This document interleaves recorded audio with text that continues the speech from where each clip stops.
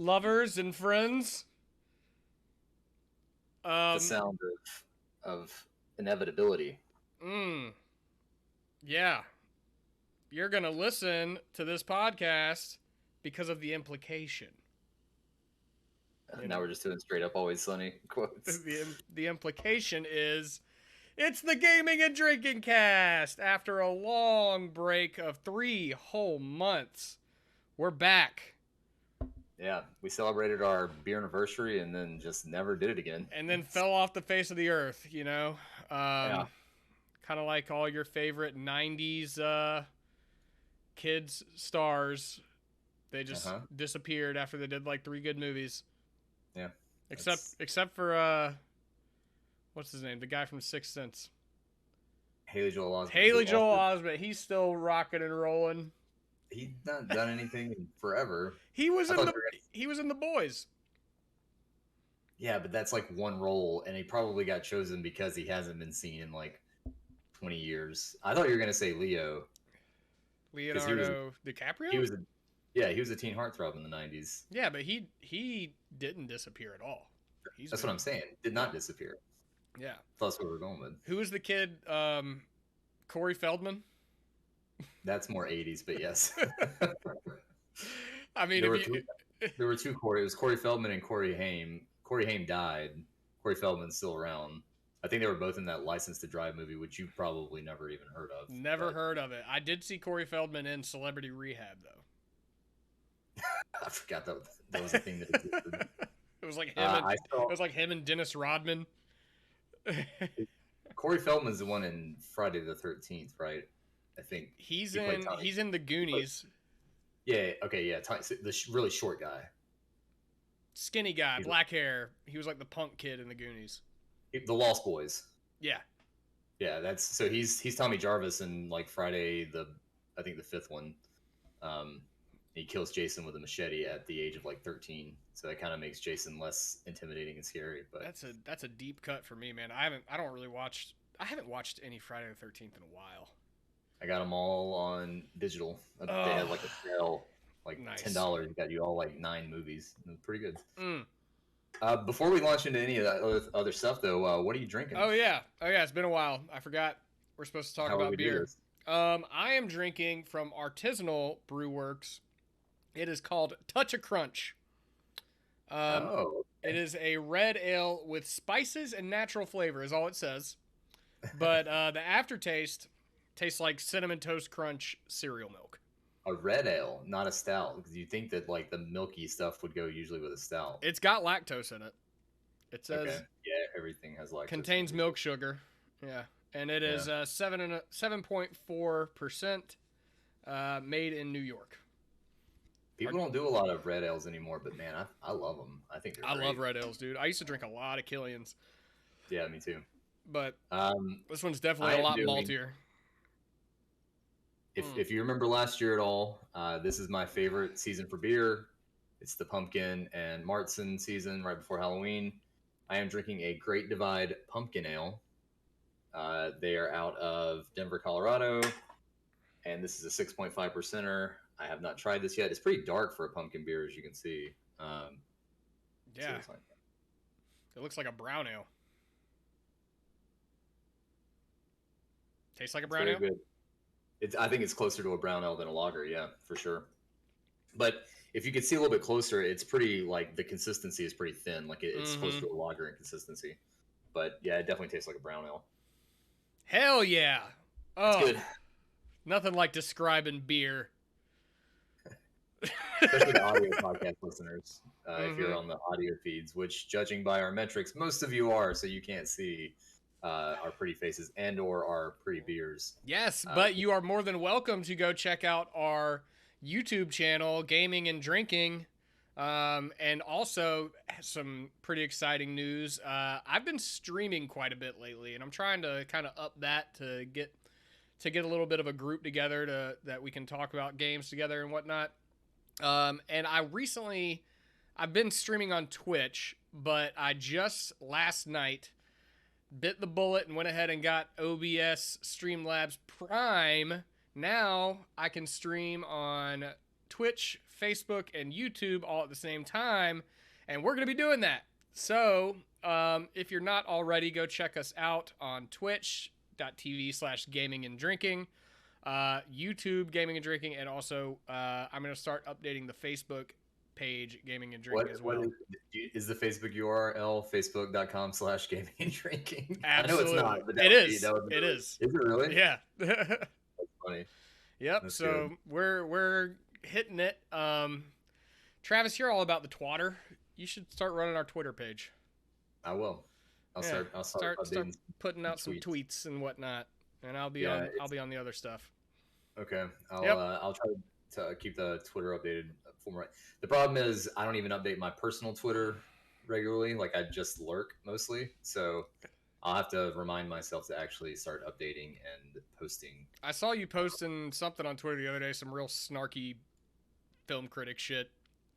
Man, criticism in general is just real bad these days. It really gets my goat when people review outside of the thing that they're reviewing, which is basically everybody that reviews. That's what do you mean outside of the thing that they're reviewing?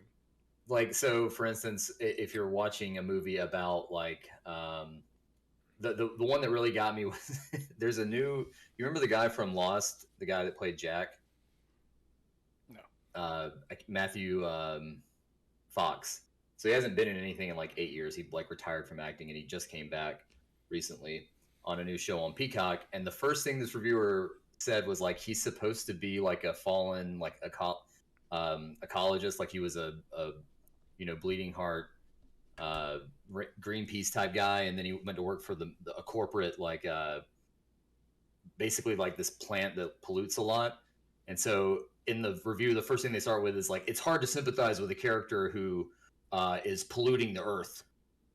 And it's like, the whole show is about like, that's literally, it's called character development. Like, I'm sure that's going to have like a big part in the show. You can't like start with, I don't like this character because he works for someone who I don't politically agree with.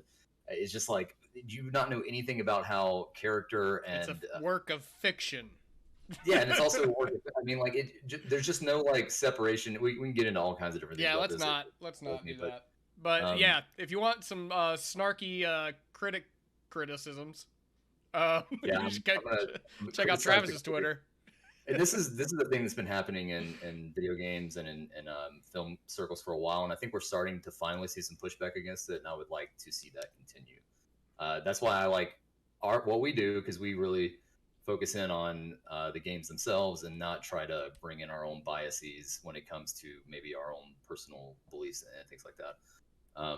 Speaking of that, we have violated our personal beliefs all up and down and started playing something that we said we would never, ever, ever play. Yeah. Something that we have repeatedly made fun of on this show.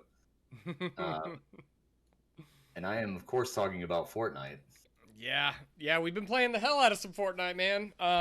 Started what? So, I Dragon Ball Z. That was what started. What's that? Dragon Ball Z was what started. Yeah, exactly. So, well, the initial like thing that was like, maybe I should try it again is the no build mode. Yeah. Because like that was the whole reason I hated it so much, is because, man, I don't feel like doing that. If I'm just shooting somebody, I get so annoyed when people like just duck behind cover, and then when they can just like build a tower to the sky when I'm trying to shoot at them like in like half a second, I'm like, all right, this is too much. I don't want to do that. When you're shooting at someone and all of a sudden they're 60 feet above you because they've built a platform in like less than half a second and they go all the way to the sky, like that's not fun. Yeah. I mean, it's fun for people who are really good at it, but I'm used to shooty shoot. So when the shooty shoot gets interrupted by what we're going to call extraneous bullshit like that no longer is fun. So yeah, that's really the first hook that got us. And then the second hook, you put the anime in the video game and it's gonna probably bring some people in. And some people who got us. I swore I wrote Fortnite off as a joke a long time ago. And they brought in Goku, man. They brought in Goku, and they brought in Bulma, and they brought in Vegeta, and Beerus, and all these cool things. You can like when I heard that you could Kamehameha people in that Yeah. game, I was like, all right, I have to try this now. Which I am. So we played all of the Dragon Ball Z event, which had the Kamehameha, it had the fart cloud, it had all the Dragon Ball Z trappings in it, which were super fun. And now a lot of those things are gone. I love how you call the Nimbus the fart cloud. That's the fart cloud. It'll forever be the fart cloud. Who calls it the fart Especially cloud? in the show, it literally looks like a. It's got like the wisp coming off the end of it too. It looks like a little fart cloud. Well, when I was playing it, Katie goes, "Oh, so you're flying around on a sperm now?" That's fun work too. Yeah, the Nimbus is, but none of that stuff is in there, which I get. It makes sense. You know, it's no longer the that particular event, but it's kind of sad. Like you get used to those kinds of things, like the idea of grabbing one of those clouds, which was great for mobility, probably a little OP, honestly. Oh, absolutely. That Um, plus the Kamehameha, and you could just like rip people to well, shreds. the Kamehameha I felt was pretty well balanced because you can, if you hear it coming, you can dodge it pretty easily, and then it leaves the attacker wide open to a retaliation. Yeah. Um, but it was super fun. And when you connected with it, man, it was satisfying. And that's The really the hook that got us. I remember the first time you got the win with the Kamehameha, and it did the slowdown, and then it like it was awesome. And it yeah. like I knew that once that happened, we were hooked, and we definitely were. Yeah. So I ended up buying the Goku skin, which I have now put in $30 into Fortnite. Between the skin and the first time I bought a battle pass, Yeah, but I'll never have to put in another penny into Fortnite because they're now gonna that get I've done that, I've got V-Bucks coming in from the battle pass, and they give you enough to get the next battle pass, and then also get more skins. Yeah, So but I feel like the next one that's going to be really cool is going to be another $20 skin, and then you'll probably just below the amount of V-Bucks you need, and you'll have to break that rule one more I time. don't think so, man, because I've got so just in the last month we've been playing this for what, a month now, About a and month, yeah. I've got Goku. That's the only one I've paid for. I've earned Indiana Jones, Darth Vader, Mhm. and then like a bunch of cool like in-game skins and like emotes, and I've got a Wu-Tang emote where they just like do the Wu-Tang. I've got Yeah, Goku like talking about Wu-Tang Clan ain't nothing to fuck with. It's great. uh, we we we really wanted to do the. We've seen a lot of people running around with Goku and Vegeta, and then I guess they share an emote that they can do at the same time, or the guys that killed us that one time pulled it off really well, where they No, did the they same dance. it's a group emote. Yeah, so there's a group of modes. So we really wanted to try something like that, but the limited time skins that were available, they kind of shuffled off the store without us knowing. Because I remember I had just enough V Bucks, or just below enough V Bucks to buy the Vegeta pack or the Dragon Ball Z pack, and then I went to the store the next day and it was gone. And there's no way to buy that stuff once it's gone. Like once it's gone, I'm sure they bring it back occasionally. Um, Although I don't really know, it seems like when they bring stuff back, it's usually in game Fortnite universe stuff. There's not a lot of like you know bringing back licensed stuff. I wonder if that's a licensing thing I don't because know. I don't know. I want to be able to buy. I haven't been playing long enough to see if any of that stuff circles back around. I mean, Yeah, you would think that it would, but it honestly might not. the with the amount of shit that they crank out for Fortnite, it's like every day there's like 5 new skins in the store. Yeah, Um, I don't know if they would even bother to bring it back because they have so much yeah. more new content rolling out, and new contracts that they're getting with new properties. Like they, That's I was listening to someone talk the other day, and they were like, if you want to promote your new movie or your new kids show or your new Netflix show, you don't strike ad deals with cable boxes or cable subscribers or network shows. You strike deals with Fortnite. Like if you mm, want to promote something, you strike a deal with Fortnite and you put your Friday the 13th skin inside the game, which I bet we'll get like a Halloween or a Chucky or something like that in the coming weeks as Halloween gets closer. They're definitely going to do like a horror themed thing, which will be totally my jam. I can't wait to be running around as like a Michael Myers or Yeah. a Predator or Well, I something remember like that. when they did Spider-Man, that was like a really big deal because that was when they brought out the grapple glove, which like makes you just be able to swing around the map like Spider-Man, Hmm. and every like that brought in a whole new slew of people, and then Dragon Ball Z brought in a whole new slew of people, and then Hmm. now they've got Spider Gwen is like the ultimate highest tier on the Battle Pass now. So if you level up the Battle Pass all the way, now you'll get Spider Gwen, which I'm going for, of course. Yeah, Um, I wonder. It does feel like though, because the main thrust last season was a light or yeah, last season was a license thing. It was Dragon Ball Z. This time, the main thrust is like their in-game universe story. It's the goo and stuff like that. The Chrome goo. yeah, So I wonder if they have something bigger planned for next season because this seems compared to last season and the Spider-Man stuff, it just seems kind of low key. yeah. Uh, I mean, it's not they haven't even like changed. It's still the same season. It's just a different chapter. Like they have like it's like season 3, chapter 4 or something like that. no, Uh, that stuff is so that's the chapter stuff is when they like null the whole universe out and then bring it back. I think you got So this is like chapter 3 because they've done that twice now, and that usually is only like once every couple of years. This is a brand new season okay. because that the whole battle pass reset. This is a brand new season. Oh, I know it's a brand new battle pass, but I think it's a chapter battle pass. I don't think it's a No, season. the chapter thing is Is the this is only the third overall? chapter. Okay. Yeah, because remember when they took Fortnite off and like Oh people were yeah, losing their minds for a yeah. few days? That was the start of chapter 2, and they did that again a couple of months ago, and so that was the start of chapter Okay, three. I gotcha. So now we're in chapter 3, like season 4. I guess it was so they don't get to like season 48, and it looks real weird. I get it backwards in my head because to me it's like a season would be like the like The overall, and bigger then the one, yeah, chapter would be underneath that. yeah. That's But not. I guess that's not the way they're doing it. It's probably because they chose the naming convention after their seasons were introduced, yeah, so they had to choose something else. Maybe book would have been better yeah. than chapter or something like that. Maybe they'll they might switch to like, all right, now we're doing something brand new. So it's book 2, chapter 1, season 1, and then they can Oh, just that'd launch be it all cool. over again. But dude, Um, I am liking that game way more than I ever thought I would like Fortnite. I think the main reason is not only like because we've always said in Apex, man, I wish they would just like license some shit instead of getting these like they did a Apex did a an anime anime event. themed event like a couple of months ago since our last update. Um, Hmm. but they had like character skins that looked you could tell exactly who they were trying to emulate, but they Yeah, obviously did it just above board to where they wouldn't get sued. Um, yeah. They and we're not even super into anime, and I think we guessed like 9 out of the 10 skins. I think we just missed one yeah, off the top of our head. And I did buy a so couple of them.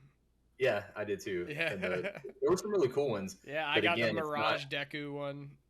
it's not the same as just having like the dude transform into Goku. He just looks like he's wearing Goku colors. Yeah, In Fortnite, you are literally Goku, yeah, with this which art is style and everything. Like, appealing on its on its own.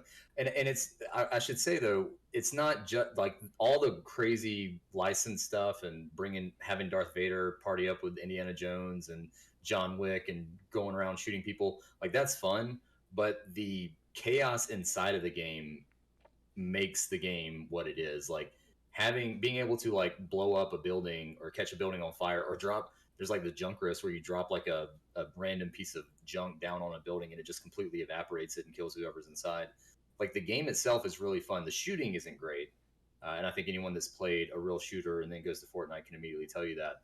But the stuff around the shooting and the chaos that ensues and all the ridiculousness that you can do is what really makes the game shine and what makes it fun.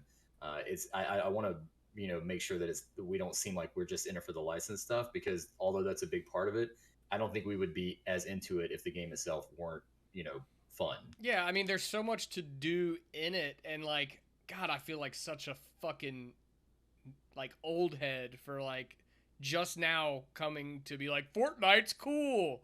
Like, Yeah, is it 2018? Like, but But uh, that stuff we never would have got into it if the no build mode wasn't done, yeah. and also their quest system has come such a long way since what it was, like 7 years ago when I first played the game.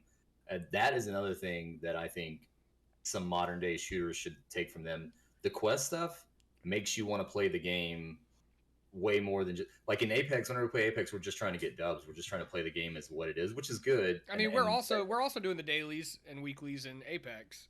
yeah, but the It's dailies and not a weeklies, story. It's not a thread. There's not a thread yeah, that goes through it. exactly.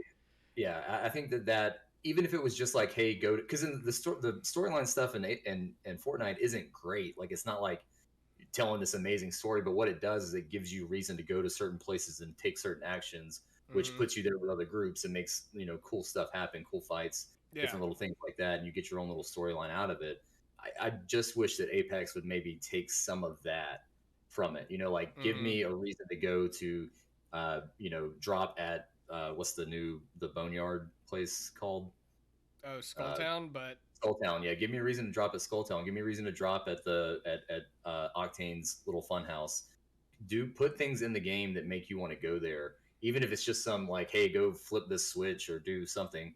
Like the way that Fortnite does it makes it compelling, just because it's like, hey, you can mark this on the map, you drop there, you do this thing, and then you go on about your business. It takes like 30 seconds, but it gives you a reason to do different things than you might be doing if you were just playing the game normally.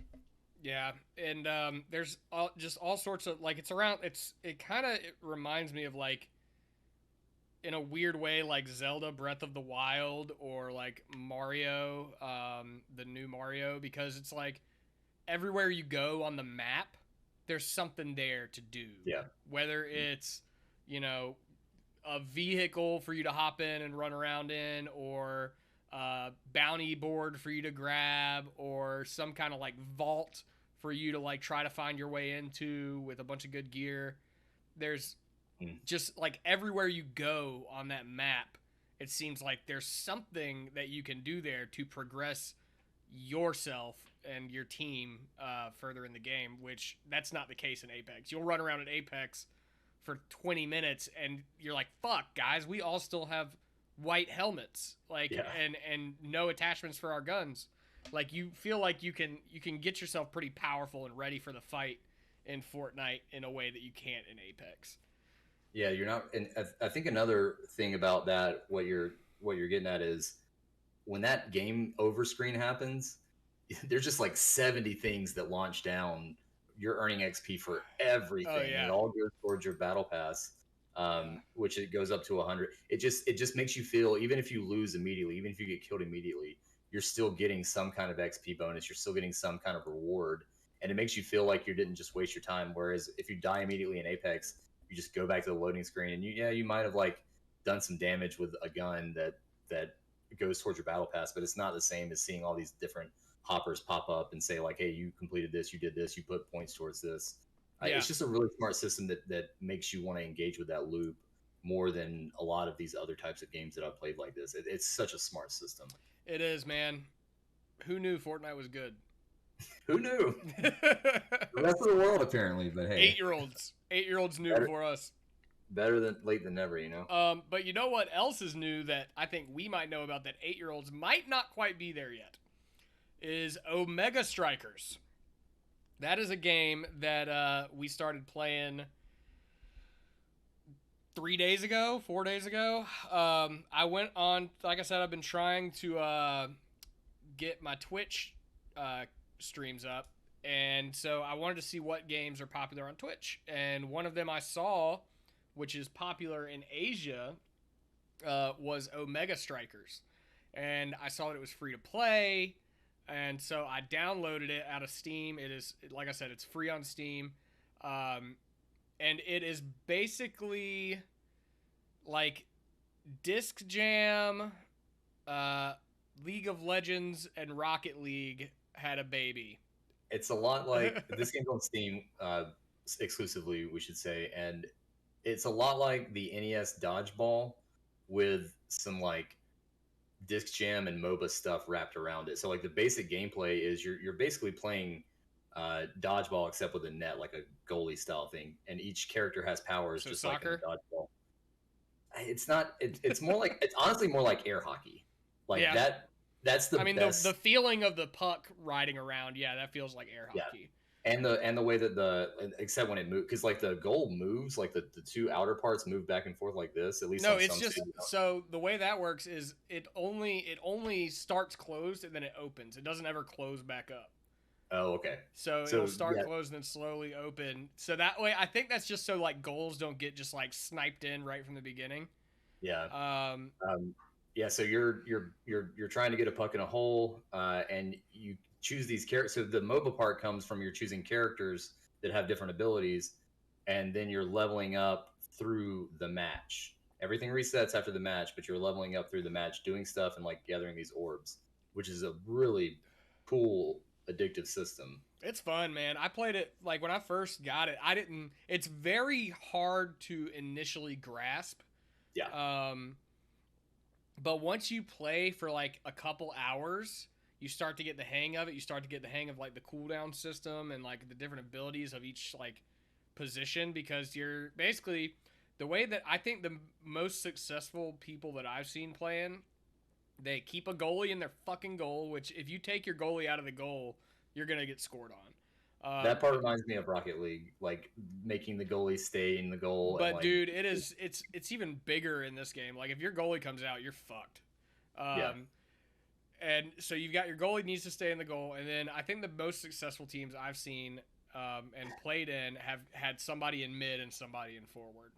So like you can pass the puck around and not get jammed up in a corner. Um, Yeah, but then also we should say that you can not only are you using abilities to hit the puck toward the goal, you are also using these abilities to damage the other team, and you can actually kind of like Super Smash Brothers. You can like stack damage on them, and the more damage they have stacked on them, the easier they are to ring out. And when they ring out, they stay out of the game for like almost. I've stayed out of the game for 10 seconds before. It's like 7 to 10 seconds. I think it rises the more you get knocked out. So I Yeah, think it starts at 5 and then keeps going up. Because like one time I was out for at least 10 seconds, I and I think already it's been knocked out like twice before. Yeah, I think it starts at 7, and then goes up from there. And dude, that power play moment when you've got 2 versus 3, like it's intense. Your goalie ends up being very important Very then, important. because I I think it's a little too easy to knock people out at the moment. I think that this is a beta, by the way. It says it in the corner. I think that they need to maybe fine tune how easy it is to knock some people out, because like you'll a lot of times the puck ends up towards the top of the map and everyone's up there, and if you've got one guy just hammering on you and then their teammate with like a big powerful ability comes, they'll just knock you out. Like it can get really frustrating at well, I times. think the patch they just brought in actually makes knockouts easier. Maybe it makes it easier. Maybe the damage system does what it's supposed, because there were times when I would be knocked out when I had no damage whatsoever, which was incredibly frustrating. It's because like that's a whole aspect of the game that you have to keep in mind is like if you stand close to that edge, you don't have to get knocked very far to get knocked out. Yeah. So if you just have to stay a little bit further into the arena, and it'll be harder to knock you out. But that's easier said than done, because that puck, it'll Yeah, be you're constantly hanging chasing the out right puck. against that edge. I think That game is really fucking good though. yeah, it is very good. I think that the learning curve is like trying to chase the puck and then keeping your eye on the guy that is trying to knock you out. Because usually, what I found is there's teams that are good at playing the game, and then there's teams that are good at damaging you, and that's all they do. Well, So apparently, high level play is mostly trying to knock people out. That's okay, well, that's what the high level shit is in there. That's the meta. that seems not fun, not as fun, I should say. I like it. Um, I like it there because like it makes you really need to learn how to be accurate with your attacks, because the cooldowns on those aren't short on those abilities. no, and I think that's where the learning curve comes in, is that they don't really uh, onboard you with any kind of like session on what your abilities do. Like you just kind of pick a character, and there's 4 icons at the bottom of the screen, and you just kind of got to figure out how those abilities work. Like there's no like, I don't even think you can drag your cursor over it and get like an explanation. You just have to You use can, it. if Can you? but you can't do it for all the characters. You can only do it. Well, you can in the main menu. You can look at their information. Yeah, but But not in while you're when you're in the playing. character select, you can only do it for the character that you've selected after you select them. So like you pick it, you hit select, and then like a little like eye with a circle around it pops up on your character's Hmm. um like nameplate, and then you can click that and it'll like give you a little overview, but it still doesn't give you all the details about it. Like No. there's this one character named Dubu who's like this big fat hamster fuck, and Hmm. Big fat hamster fuck. yep, he's a great goalie, and he's got some cool abilities, and one of them is he can like roll forward because he's really slow, but he's got one ability that can make him roll forward pretty fast and like slam Yeah. the ground.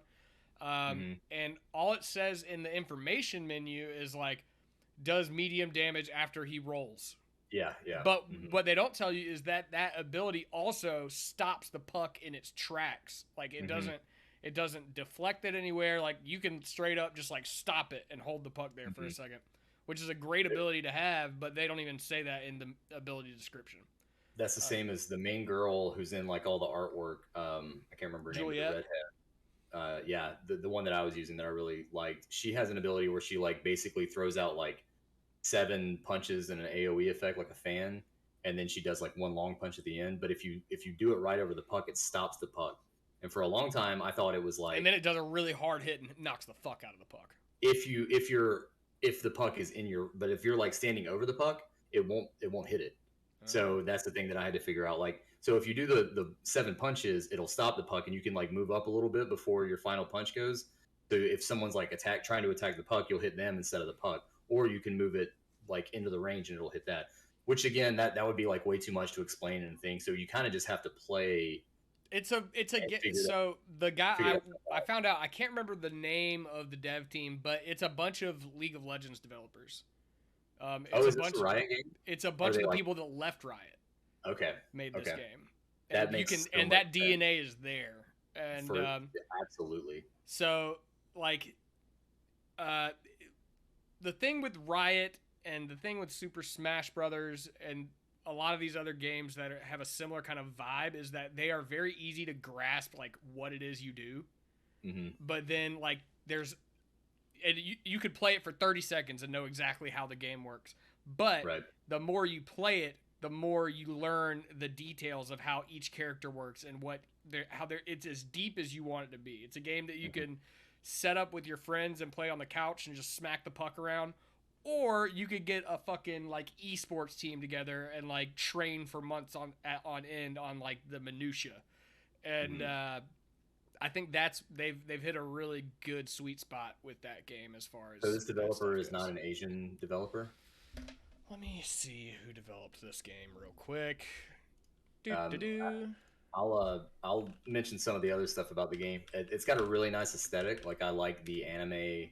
It's like anime, but not quite anime. It actually looks a lot like the League of Legends anime from Netflix.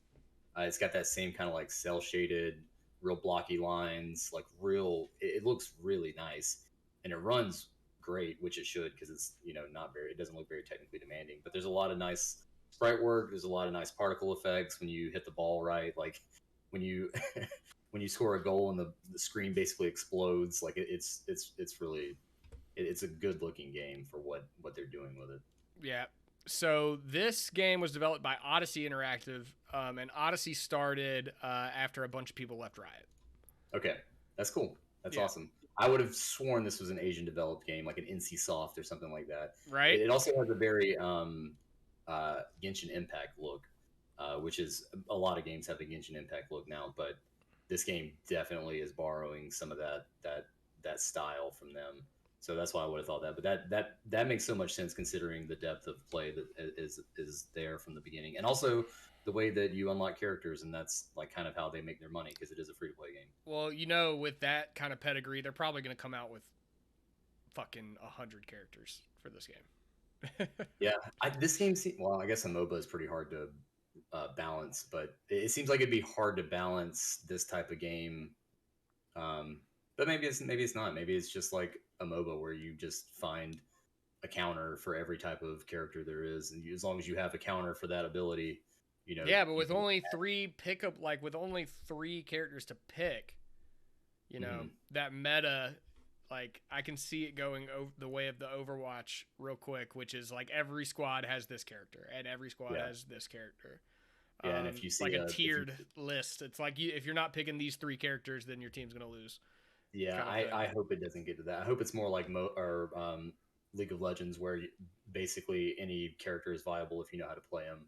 And there's definitely going to be more characters that are more viable, but you don't want to just get locked. I think that's a big problem with Overwatch. It's like, oh, if you don't have, a Symmetra, then you're not going to be able to hang with this other crew if they're playing with one. Like I think that's a bad way to go about it. So I hope you're right. I hope it's more like League of Legends in that way. Yep. But a great game. I'm when we first started playing it, I was like, I fucking hate you, Adam. What the fuck is this? And then the more we played it, I started getting into it. Yeah, And he we started scoring points, and then he's like, "Oh, Yeah. wait a minute, never mind, I like this now." Yeah. So yeah, that's Omega Strikers on Steam. It's free. Check it out. I haven't spent $1, and I've unlocked, I think, 4 new characters. They just released a patch yesterday that has another new character. You earn the currency through playing. You can definitely spend money in it. Gotcha. You can spend money in it before too. Before it was out?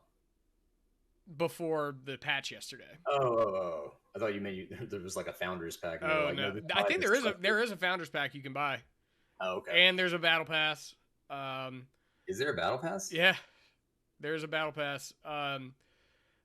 But also, I haven't bought the battle pass. I haven't done anything, and I've earned enough currency to now. I think I've unlocked 3 or 4 new characters. But those characters that I've unlocked, they all the base characters that you can unlock cost 10,000, whatever the fuck currency. This stars. Stars, or I think something like that. But anyways, this new character that came out yesterday, they're selling that one for 25,000 instead of 10,000. So I think from now on, the new characters that come out are going to be more expensive than the base line of characters. I wonder if they're going to do so in League of Legends. Whenever the way the characters work is like you can pay the base price whenever you want, but then they rotate characters in that are free. You can try them out, and if you want to buy them, then they're like at a sale price. So I wonder if they're going to do that kind of method. Like, so maybe the characters that are featured right now are the ones that are 10,000, but if they go back out of the rotation that aren't free anymore, they'll be like 25 like the other guy. Who knows? We will have to wait and see. But we've got a couple more games to talk about. But what do you say we take a quick break and grab another beer? Sounds good. All right. We will be right back. It feels good to be doing this again with more booze and games. Peace. That's your line. Peace. There you go. All right. We'll be right back.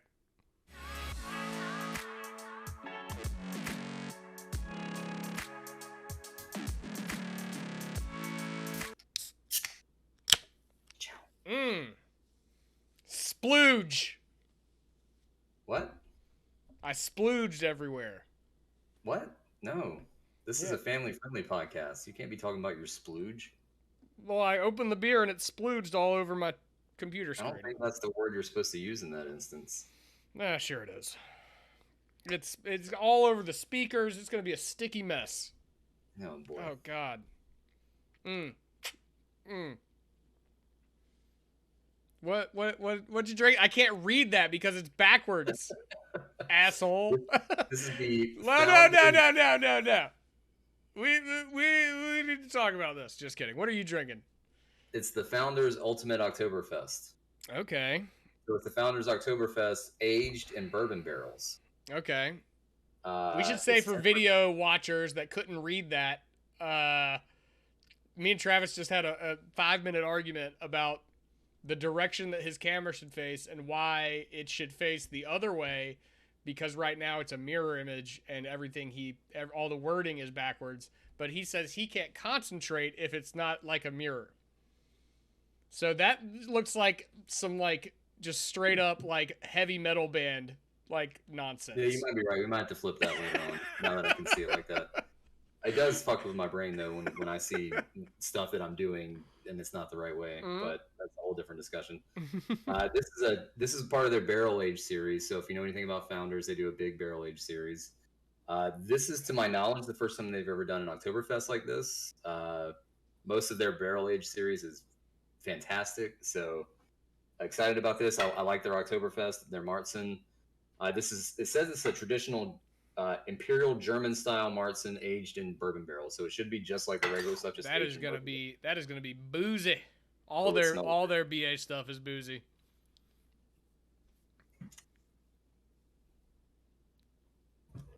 It's good. It's a little it's a little too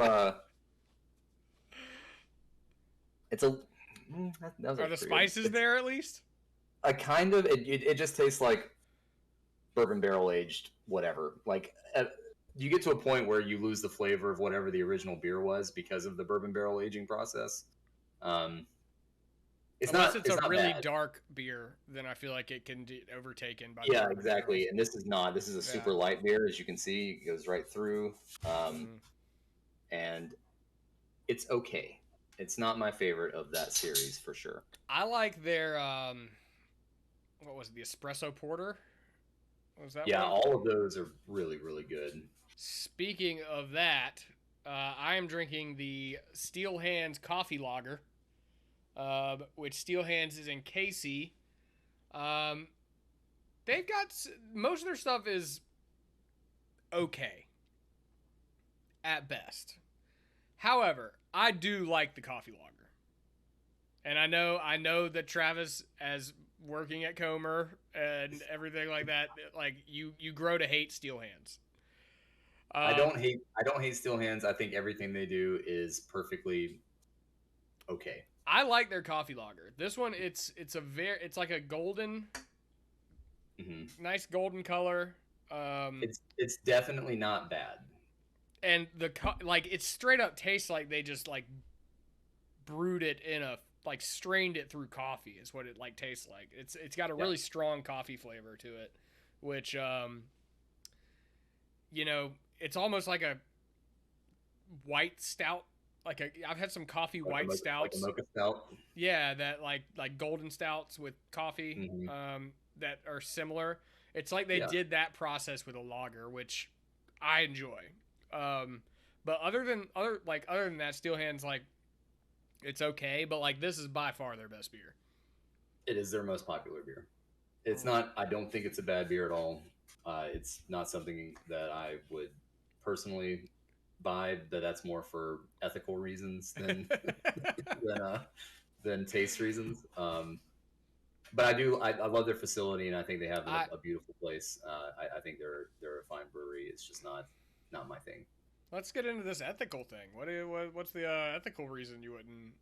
Because of who they're owned by, and we won't get into that on stream because it could affect my career. Should I bleep all this out? No, it's fine. No one that matters is going to see anything about that. Okay. And most people who would see this probably feel the same way that I do about that owner. So I mean, I love anything local, and that one's right. That's like, this is literally like not even 10 minutes from my apartment. Fantastic facility. Yep, absolutely.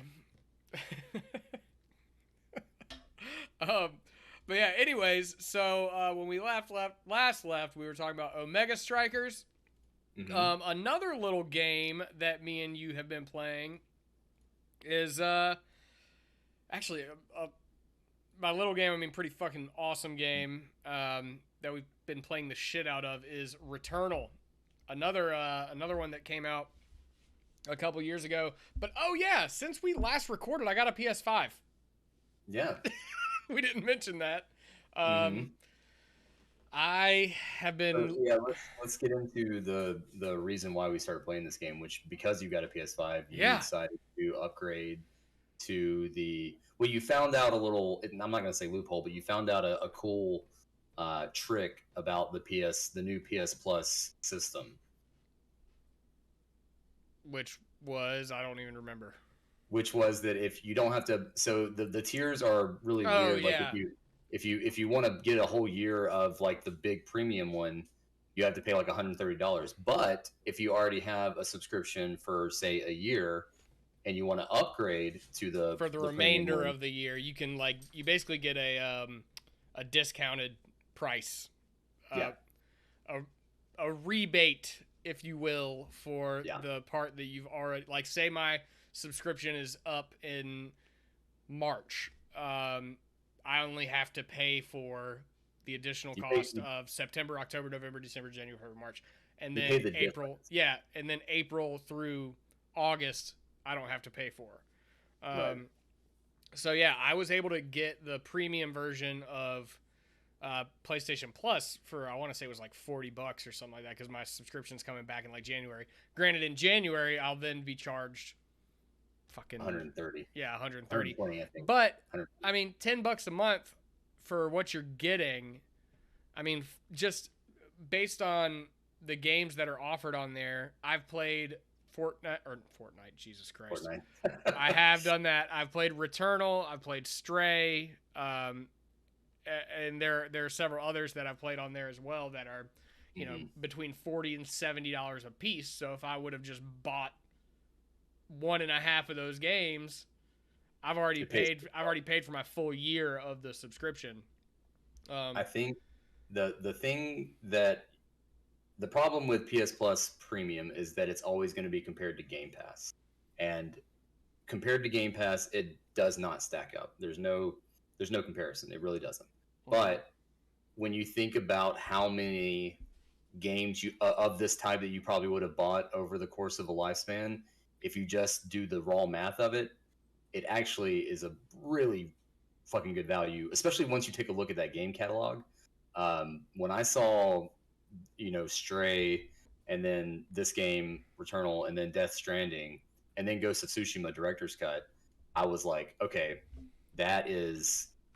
that's worth the price alone. And my upgrade was like $20, and I get it until the end of December.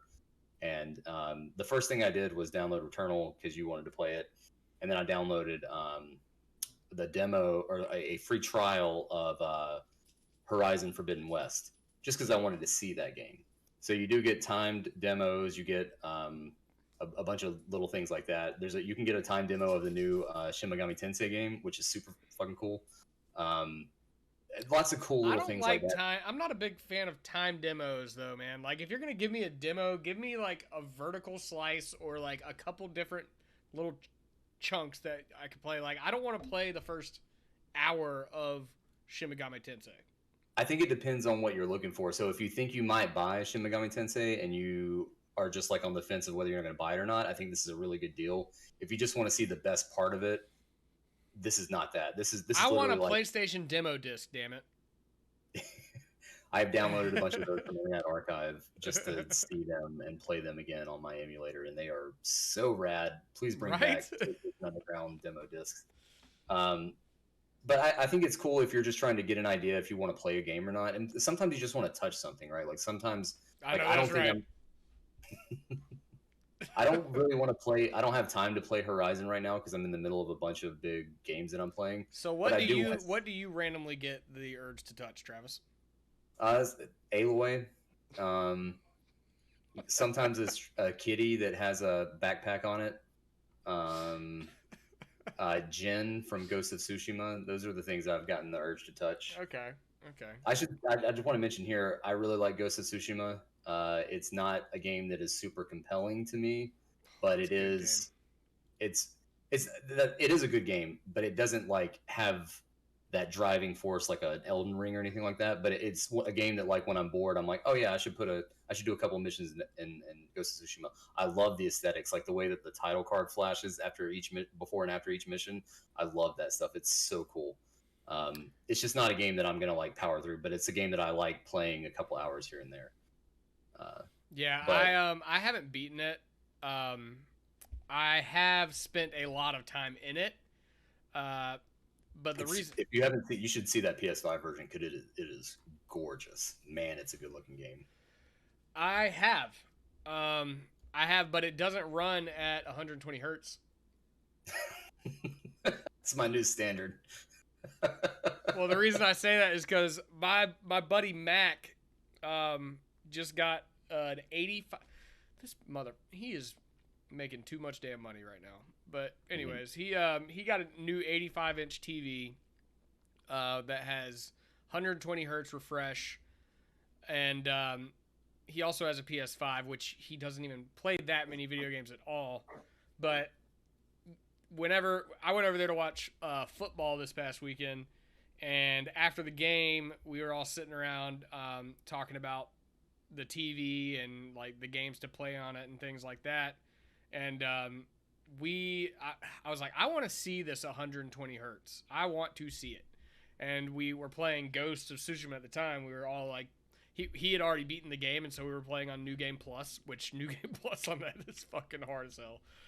Yeah, the game's not easy as it is, but yeah, we were on New Game Plus, and we spent like an hour trying to beat like the first boss, encounter first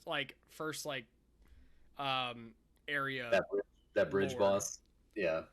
And so whenever I was like, I want to see 120 hertz because they didn't have that on Ghost of Tsushima, we pulled out Call of Duty Vanguard, and you can swap back and forth between 120 and 60 hertz on his TV. And dude, the difference is incredible. It really is. Like, because we were on the level we were playing through the campaign on Call of Duty Vanguard, and the level we were on was like a train, and you're like on the exterior of the train, and it's raining, and so there's a lot of motion blur from the rain and from the terrain flying by you, and so like, and then I would like just do a quick spin and pause it, like while we were looking at 60 hertz, and it would freeze on that. And then I would do the same thing with 120 hertz and freeze on that. And it was like the raindrops were clear at 120 hertz, and then at 60 they weren't. And then like also like just huge swaths of motion blur for like enemies and trees and stuff like that. And then you play on 120 hertz, and it's just like everything is just like crisp and dynamic as fuck. And my monitor does 165, so it does G Sync and stuff and V Sync. So seeing that stuff and then playing it on, so now I have my computer hooked up to my TV, and whenever I play a game that I'm used to playing on my computer on my TV, I'm like, I can't do that. I'm so used to it looking. I got the 165 refresh. It makes a huge difference.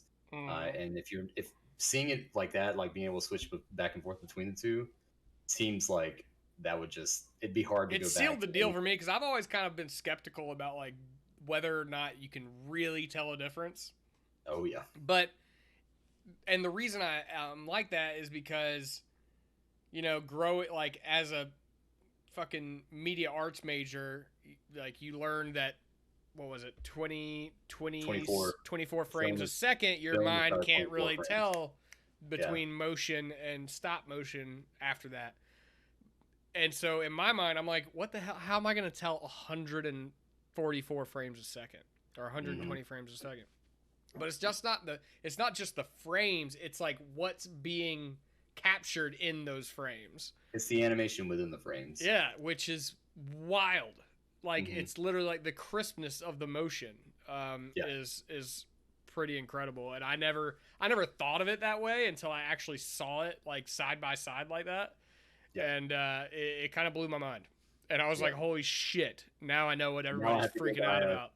A hugely expensive TV. Yeah, so that's my next purchase, is going to be a giant 120, at least 120 refresh rate TV.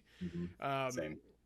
And then also with that badass TV that he's got his PS5 hooked up to, he called me the next day, and he's like, hey man, what you think about this Game Pass thing? And I was like, no way, you just got a damn Xbox. And he's like, no, I was just scrolling around on my TV, and there's Xbox Game Pass is an app on my TV, and like we all knew it was coming, and it's finally here, and it's finally getting out to consumers. And I told him, I was like, dude, you have to get it and then tell me about it.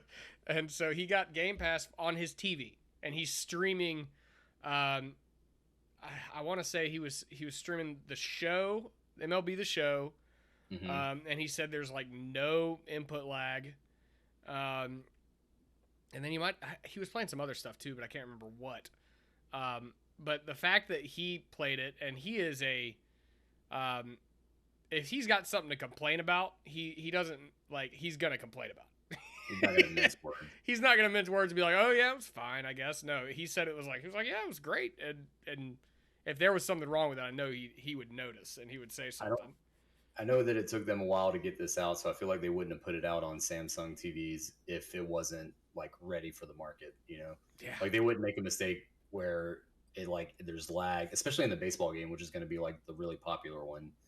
You're not gonna put that out and have people capture it and then send it out and be like, what the hell is this shit? Like they clearly have it down to where people are not going to notice that much, and that's a very very promising sign. Yeah, and I just wonder what the catalog is on like Game Pass for TV. I think it's the same as Game Pass on Xbox. I think Xbox and the TV share the same one.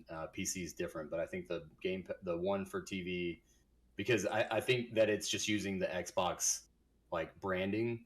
So PC Game Pass doesn't use a lot of Xbox branding, even though it says Xbox on the thing. But the one, if it says like coming to Xbox, and we'll get to this when we talk about the GoldenEye thing, which I'm kind of worried about.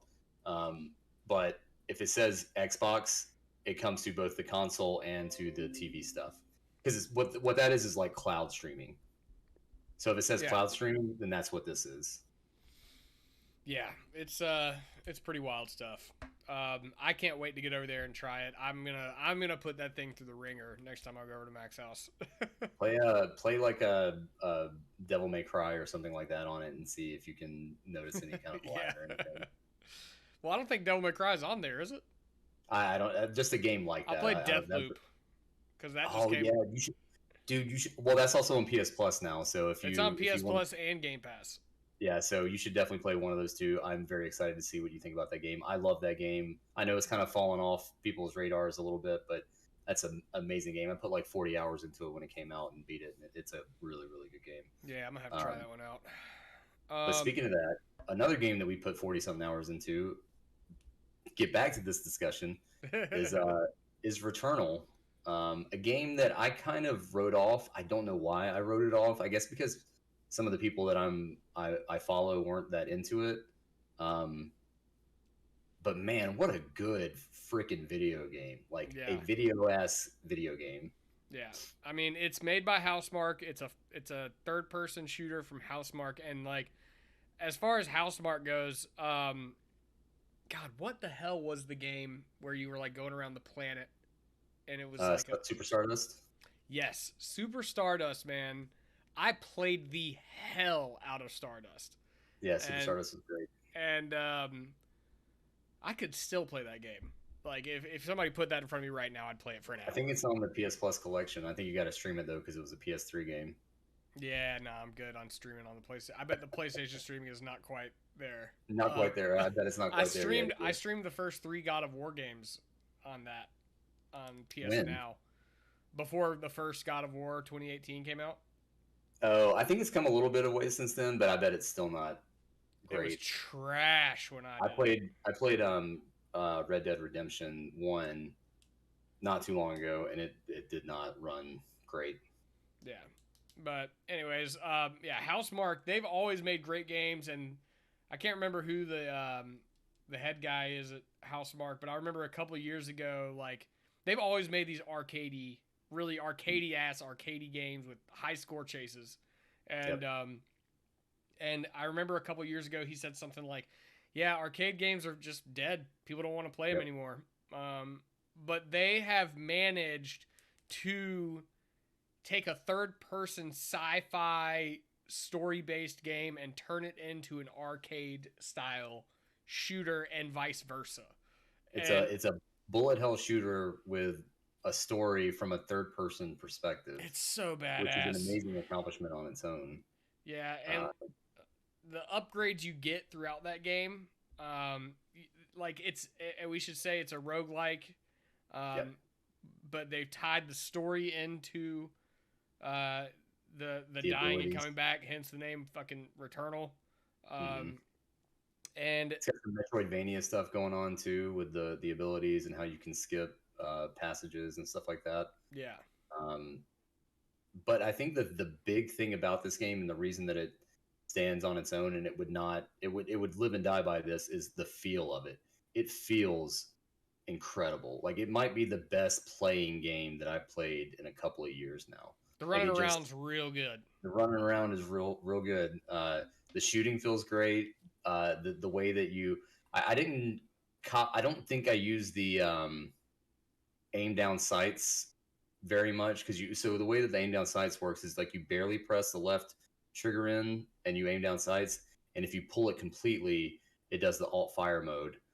So I just found myself really just shooting from the hip most of the time, and then just pulling the left trigger all the way down to do the alt fire mode. I would occasionally use the look down sights, but for the most part, I was just hip firing because of that. But other than that, it feels amazing. Like it just the dash. Once you get a certain upgrade that shoots you across the screen really fast, we'll say that. Uh, just all of it just feels really really good. The enemies are super well designed. They're all glowy. The aesthetic is amazing. It's It's very very dark. high contrast, like neon and Yep. black. Yep. Um, Mm-hmm. and I think they take advantage of every single aspect. Like, I think, did this launch with the PS5? If it wasn't a launch game, it was no. It definitely wasn't a launch game, but it was pretty close thereafter. Okay, so Um, this one does a very good job of like highlighting all of the design aspects of the PS5. So mm-hmm, like with the haptic feedback triggers, mm-hmm. like you were Feels real saying, good. you pull it back halfway and then there's like a click, and Mm-hmm. once you hit that click, that's your aim down sights. Yep. So, but then and you have to give it a little more resistance, and it pops down, and then that's when you can really unload. Like, and your alt fire isn't just an alt fire; it's usually like some kind of crazy fucking like screen light up kind of ability. So yeah, Um, usually a special ability of some type. lots of lots of shiny things flying out of your gun. It's and then also so you've got that. Then also they've got these teleporters that like teleport you from world to world, and the load time between worlds and between areas that you're going to is like instantaneous. Like it really keeps you immersed in that world. There's no Because of that, no waiting. There's like no waiting for anything. It's like as soon as you want say where you want to go, you do some crazy cool looking like particle effect dissolve yeah. into nothing, and then Particle effects all are of a second to sudden none in this game. you just like That's what the particles. re fucking materialize wherever you are supposed to be next, and it's instantaneous. And like that's something that I never thought would make a difference in a game. I always thought load times were just load times, but like having something like that where it's like and then you're in like a different dimension um is It really really cool. makes you want to explore because there's no barrier to like going back to rooms you've already been in because you can just hop back and forth. Like Mm-hmm. you and I would be walking around in co-op mode and we just go like, is it this room? Is it this room? Is it this room? And we just teleport to like three different places all within the span of like 5 seconds. Yeah. No load times whatsoever. And it really, it never breaks that immersion where you're like, well, I don't want to wait on that load screen, so let's not even go check that other room out. Like you just go do it because there's no cost or anything. You're instantly there. Yeah. Um, and what you said about how it takes advantage of all the PlayStation 5's features is, yeah, 100%. Like not just the haptic feedback on the controller, but the speaker on the controller, the way that it like you sometimes hear voices out of it. You sometimes hear like special sound effects. The load times, the HDR like looks incredible. Um, all of the stuff combines together to. There's really just no other game like it. Like if you want Metroidvanias, usually they're 2D. If you want roguelikes, there's a lot to choose from, but not really in this like sci-fi story-based action setting. Most of your roguelikes are going to be fantasy themed, or they're side scrollers, or they're like Dark Souls type games. And this is Also, they're really not going to be this high fidelity. no, I don't think there's not many games period that are this high fidelity, let alone like a repeated like roguelike type Yeah. concept. And the Uh, bosses though. yeah, The bosses are fucking awesome. Like that is probably my favorite part about this game is the boss battles, cuz like there are very specific patterns like any Metroidvania. The bosses have very specific patterns, but they are so fucking cool looking. Like it's like sci-fi heavy metal bosses. And oh, I don't want to spoil it. Um yeah, yeah, I'm not don't gonna spoil spoil anything. I'm not gonna spoil the bosses, but just know that like once you get to them, your mind is gonna be blown like Every time four we got different to a new times. boss, every time we got to a new boss, it was like this is so freaking cool. This is so dangerously cool. And then the one in the third, there's like three bespoke worlds at the first half of the game, and the third one we got to, the way that boss is designed is just like next level. Like you I've just never seen anything like it before. I can't. You haven't gotten to the fifth world yet, have you? No, I'm still in the fourth world. I still like. I can't wait for you to get to the fifth world so that I can talk to you about it. I'll get there. Oh, it's so good. It's so good. Yeah. Um, and then the replayability. So I've beaten, like, credits have rolled for me.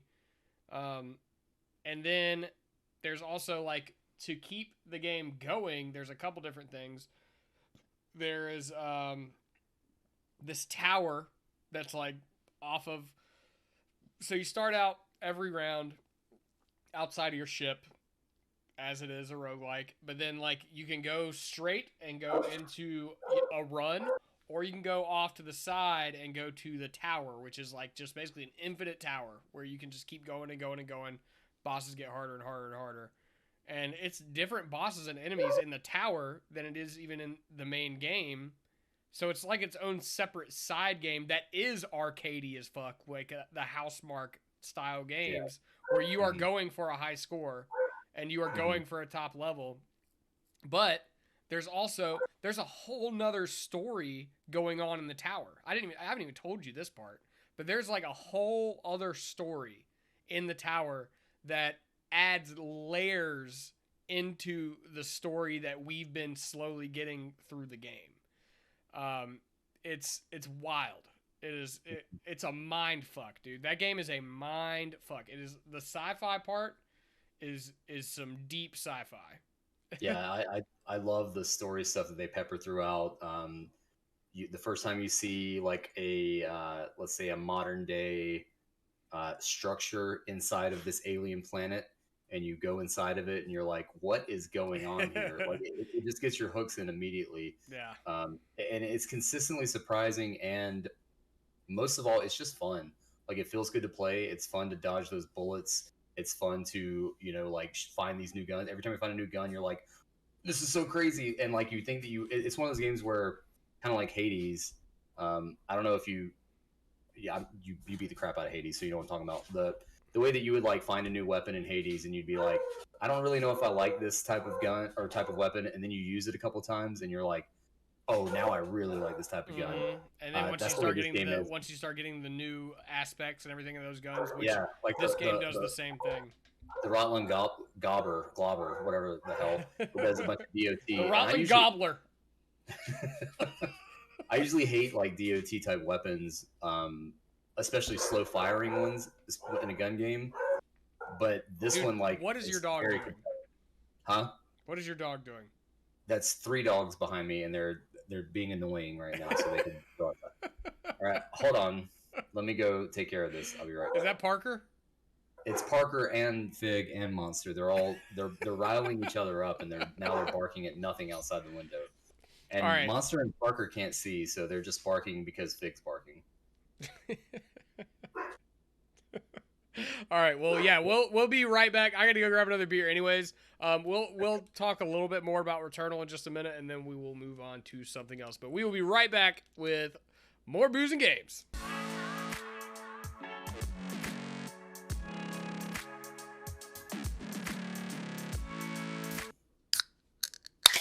Oh, did you hear that? I did. I just splooged again. This has like one of those nitro balls in it. I heard it as soon as I popped it. So you heard you heard your balls Look at smack. That you heard your balls smack as soon as you popped it. I hear you. Oh yeah. That's that dump that shit, dude. You're supposed to dump those you're supposed to hard pour those. Oh, you're right. Shit.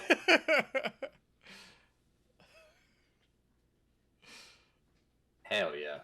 Oh yeah. Perfect. This is probably what you were talking about earlier, the white mocha. So this is Left Hand's pumpkin spice latte, made with spices and coffee added. Is how that sounds pretty yummy. That's like a basic white girl like coffee When it drink. comes to pumpkin beers, I'm a basic white girl. I'm also a basic white girl. I'm drinking a watermelon dragon fruit burst session sour from Wicked Weed. Is that like the lychee series? It's not the lychee. It is the burst. Like they've got the lychee burst, and then they've got the watermelon burst, and then like some other burst. But it's very watermelon forward, and this beer you can't tell from there, but it is like pink. This beer is pink as hell and very light. It's only 4.5%. Also, Oh God, this is so good. This smells like pumpkin pie. Mhm. So we ended on Returnal before my dogs rudely interrupted us. Returnal is great.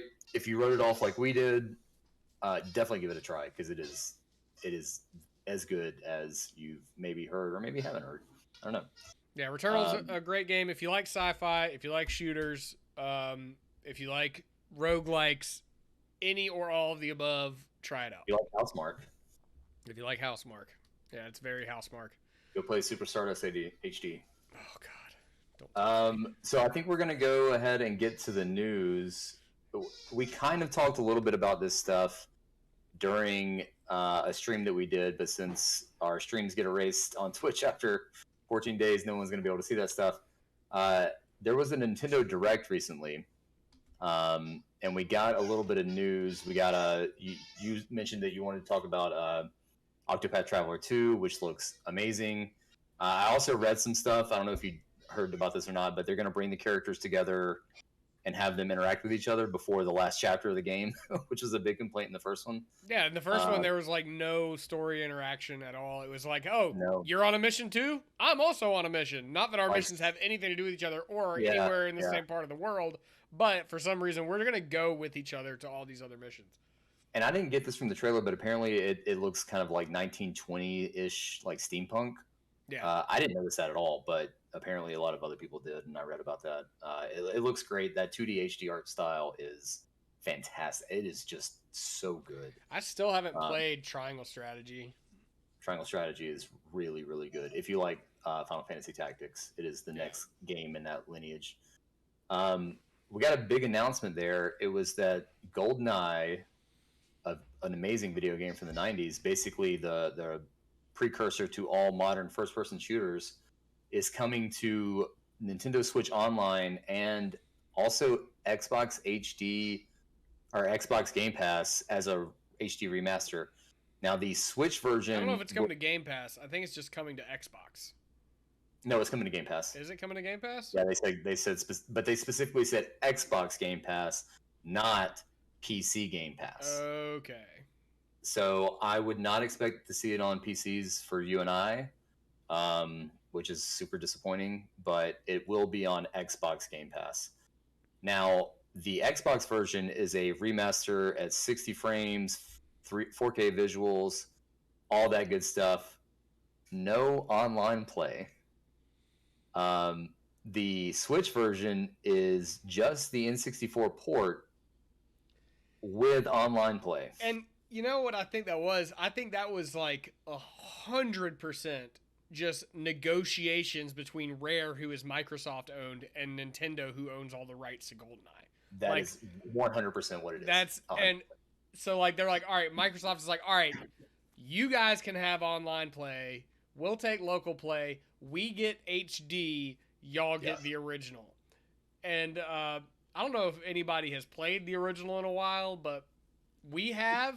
And that game runs like shit. We played it on an N64.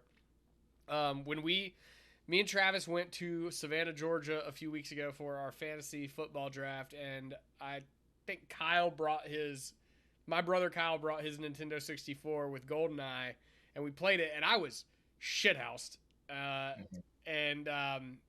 But I remember being terrible at it, and two, the game running like shit. It like drops. It drops down to like a dozen frames a second at some point. It's always done that, and the thing about that game is that it was one of the first games that I can remember where you could like make your own rules and stuff. So like you could do like shotguns only, or if you're crazy people like me, you would do like bombs only. And proximity mines or remote mines. And so when Yeah. you have about 70 proximity mines going off at one time, the frame rate would go down to like 2. Uh, so it's just weird that this was the negotiations that took place where one system where it's going to run poorly gets the online play, which by the way, so every game on the Switch Online stuff, if it has multiplayer, you can tunnel in and play online. It emulates a second player playing on that console. Your brother and I did it when we were at Myrtle Beach using 2 different Switches online What were through y'all Mario playing? Kart. Oh, Mario Kart. Yeah, Okay. it worked really well. So we played Mario Kart on the SNES, and it works just like you would expect. Like it basically emulates a second player being plugged into that console. So I understand why they did it like that. What I don't understand, or I understand why they let the N64 version have that. What I don't understand is why they wouldn't let the Xbox version also have that. I can't imagine someone being like, well, I was going to get it on the Xbox, but now I guess I'm just going to play it on the Switch instead and play with my friend. Like, no one's going to play this game religiously on the It's Switch not gonna have an or the esports Xbox. following. Right, exactly. So why wouldn't you let both have it? Like, I'd like to play this game a couple of times with my friends, but it's so hard for us to all to get in the same Well, location. I think the reason is because Nintendo is trying so hard to get up there with PlayStation and Xbox as far as online users. And they're trying really hard to get that, what the fuck ever, what's it called? Nintendo Switch Online Plus. Expansion pack. Yeah, Nintendo Switch Online Plus expansion pack. Yeah. That's what it's called. And they're trying to up that player count. It's just This it's not a good value though, so and it's hard. this is their like trump card. GoldenEye Yeah.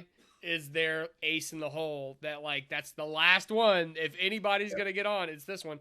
But because Microsoft owns Rare, they're like, oh, you want GoldenEye? Well, you better let us also have GoldenEye, and we'll get the better version. And so like these negotiations took place, and this is just the best deal that Nintendo could get. Also, I bet even if Nintendo wanted to run like the HD version, Probably couldn't. it wouldn't run as well as on on an Xbox. Not a 4K, no, Yeah, definitely not. And we know this remaster has been around for a while. Like I yeah. think in 2019, a leak happened, and And we the game was saw that. completed. Yeah, it was completely. It's been done for at least like 2 or 3 years now. So it's crazy to me it took this long. I'm glad it's coming. I wish it weren't coming in this fashion. I also hope that I can just buy it on the PC because even if I can't have it on Game Pass, I'd like to be able to own it, and I'm not going to I buy, think if you buy Rare Replay, which is not available on PC. it's not available on PC. I thought it was. No. No? Okay, so if you get Rare Replay on your Xbox, Yes. they are doing a patch to to it. add this in, which is awesome. Which is awesome. Great. That's awesome. Unfortunately, I would buy the Rare Replay collection if you would put it on the PC. Rare, if you're listening, put it on the PC. Yeah. But as far as I have seen, it is not available on the PC right now. It's just Xbox exclusive. So that kind of sucks.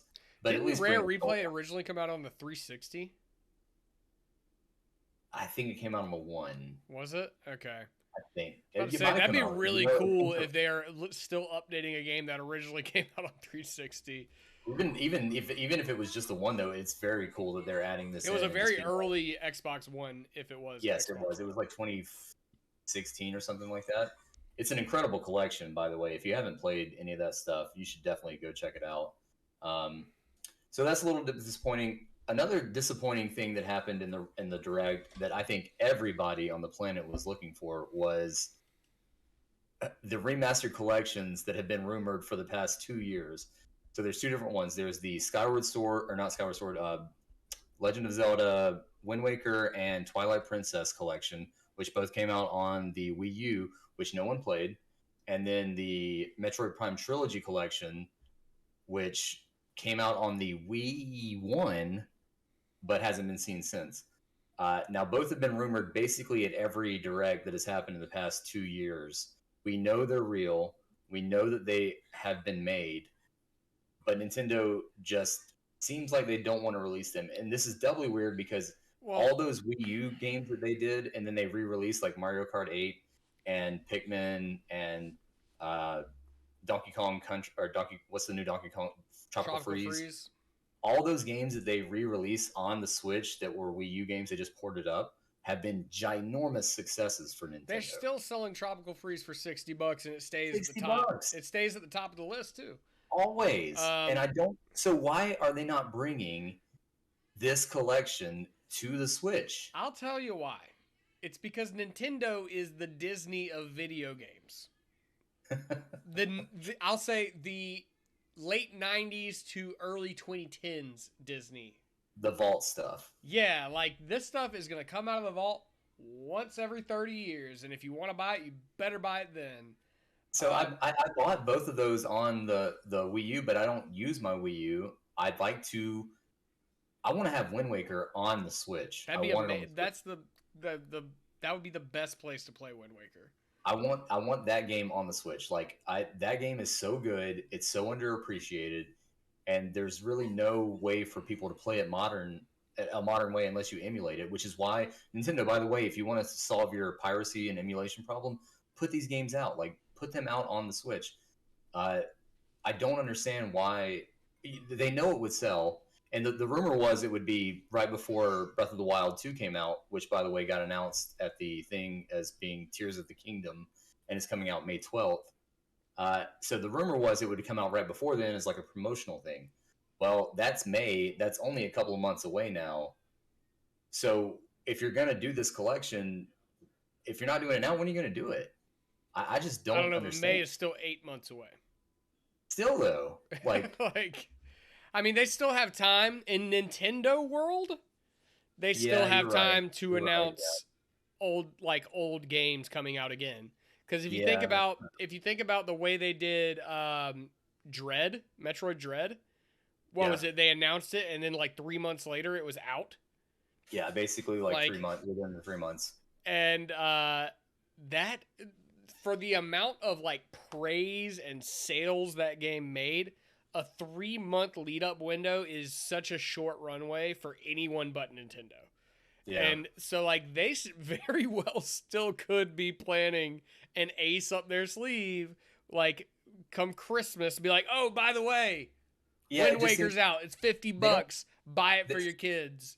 They've got Splatoon 3 for the holiday, but that's basically it. Splatoon 3's already out, though.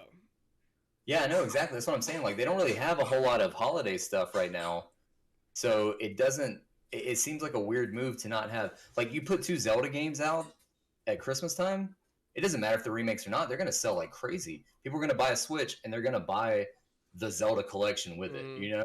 Like, I just don't understand why you wouldn't put these out. Right. Maybe they're going to put them out before Christmas, but it seems like you would have announced it now. Yeah, but I can never put it past Nintendo to shadow drop some crazy shit. Like, just to like come out like, oh, we've got a Thanksgiving Direct, and then it's like, oh, by the way, Black Friday, Zelda. Yeah, here comes Zelda.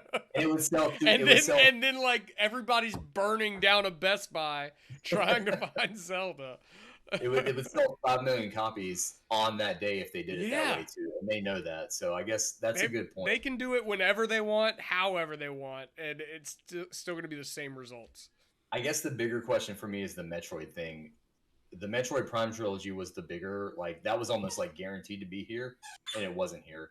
Mm-hmm. So now I'm kind of like, are they holding it? Because we know Metroid Prime 4 is coming. But they also had to like cancel it and remake it again. Exactly. So maybe it's like it's way further out than we thought it was, which is disappointing on its own. I just want to play Metroid Prime again. You know, like just give me that game again, please. I think Metroid Prime 4 is going to be a 2025 game. No fucking way. I can see it being a launch title for the Switch too, but I don't. 2025, that's a long way away. And they changed development teams like 2 years ago now, so they've been in the hopper for a minute. It was in the hopper for a minute before they canceled it and changed developers. That's true. I just want these games, Nintendo. Give them to me. I'll pay you. Just give me the games. Listen, I'll give you $60. Just do it. But okay, so bigger question: do you think that if if the Zelda games come back out, two $60 games or one $60 collection. For Wind Waker and Twilight Princess. Twilight Princess, yeah. I Or think two they. forty I think it's two two forty forty dollars. dollar Two games. $40 games is what I think. Okay, I can live with that. It'd be better if it was one $60 collection, but I can live with two. They ain't gonna Don't do charge one me $60 collection for two two two Zelda games. $60 games though. That's too much. That's ridiculous. I think it's gonna be like. I think actually they might tier the prices and do like one at like 45 and one at 40. No. Because that would imply quality, and Nintendo thinks that they're all the same, even though we know Wind Waker is a better Well, game. shit. In that case, they might do $60 each. That's what I'm scared of. Especially That's what if I'm scared of. they're gonna be eight. Are they gonna? Do you think they'll be ports or HD remakes? They're going to be ports of the Wii U versions, which were remasters of the original games. That's the rumor, is that they're ports of the Wii U Was there version. a remaster of Twilight Princess on the Wii U? Yeah. I have it right, or no, it's right here. I thought it was just the same game, just ported to Wii U. No, it says HD remaster on the box. Dude, people talk shit about Twilight Princess, but I think that game was amazing. It's a good game. It's not as good as Wind Waker, but it's a good game. I still want your fucking Midna amiibo. Oh yeah, I got that. She's over there with all my other. I will pay you for that Midna amiibo. Nope, can't have her.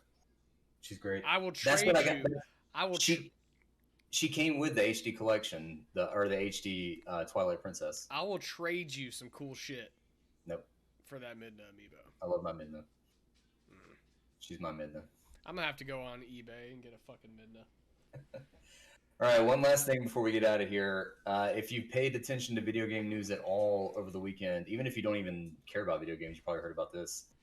GTA 6, the biggest game probably ever, had a massive leak where there are 90 some odd videos that were stolen from a Discord or from a Slack server and posted on the internet, and they're all in-game development stuff. Very early development stuff. Yeah, apparently it's from like 2 to 3 years ago. Running on a PS4 dev kit, you can tell because it says PlayStation 4 in the corner of the screen. What do you make of all of this? What do you think that this game gets delayed because of this? No, absolutely not. They've already said it's not going to get delayed because of it. Yeah, I don't know. It's not going to get delayed. They're showing. We all knew this stuff was like. It's not like they showed anything breathtaking. The only thing that worries.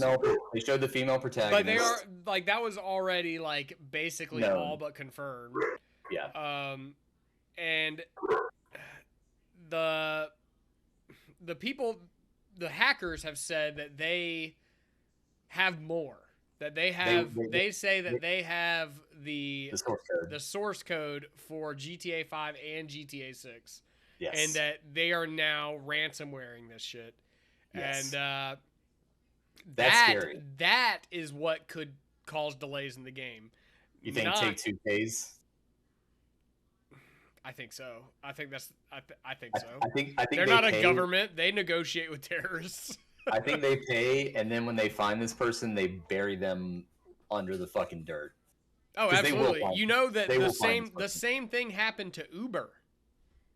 Uber got hacked, and Uber has now reached out to the FBI.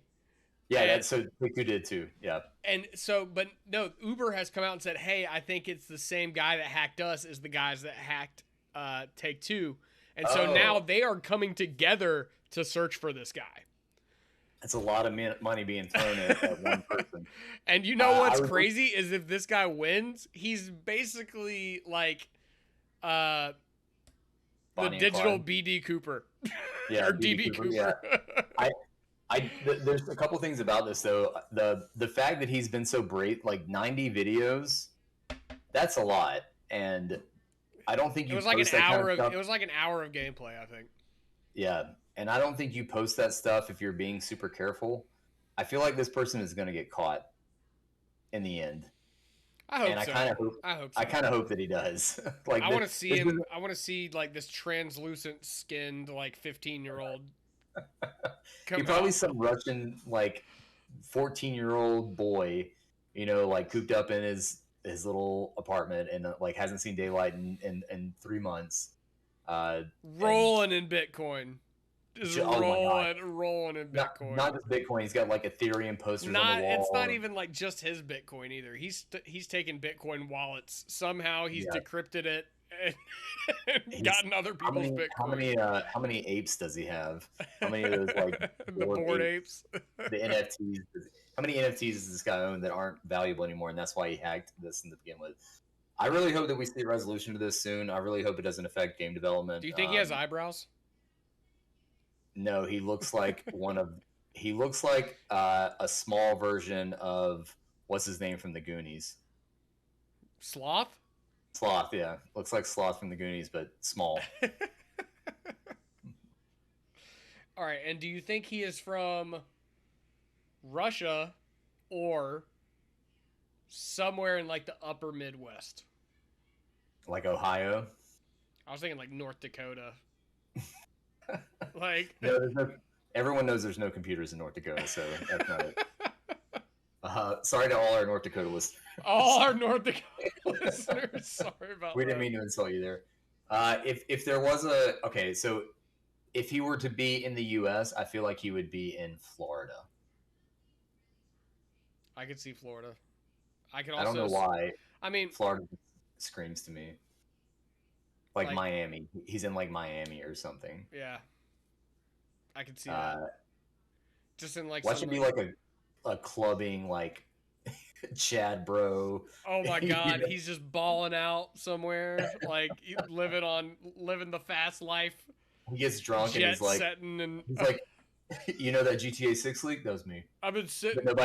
He's like, he gets drunk one night, and the same way that I get drunk and buy video games, he gets drunk and puts out billions of dollars worth of video game leaks. It's like, I'm just fuck money. I'm just releasing this out to the open.